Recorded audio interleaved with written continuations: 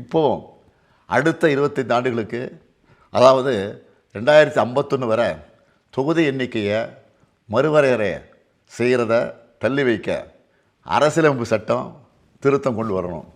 அது மட்டுமல்ல, பெண்களோட இடஒதுக்கீட்டுக்காக 2023ஆம் ஆண்டே நாம் ஆதரித்து நிறைவேற்றின சட்டத்தை எந்த நிபந்தனையும் இல்லாமல் பாஜக அரசு உடனடியாக இப்போ இருக்கிற உறுப்பினர் எண்ணிக்கைக்கே அமல்படுத்துகிறோம். அதுதான் முழு வெற்றியாக அமையும். அதுக்காக போராடுவோம். மகிழ்ச்சியான இந்த நேரத்தில் இந்த தொகுதி மறுவரையறை சட்டம் யாரெல்லாம் நம் நண்பர்கள் என மட்டும் அடையாளம் காட்டலை, தமிழ்நாட்டின் துரோகிகள் யாருன்னு அவங்க வாயாலே சொல்ல வச்சுருக்கு.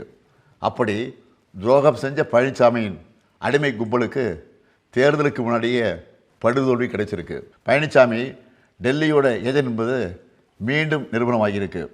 நம்ம திராவிட இயக்க வரலாறு என்ன? இந்திய அரசியலமைப்பு சட்டத்தில் முதல் சட்ட திருத்தத்துக்கு போராடி இடஒதுக்கீட்டை கொண்டு வந்தது திமுக.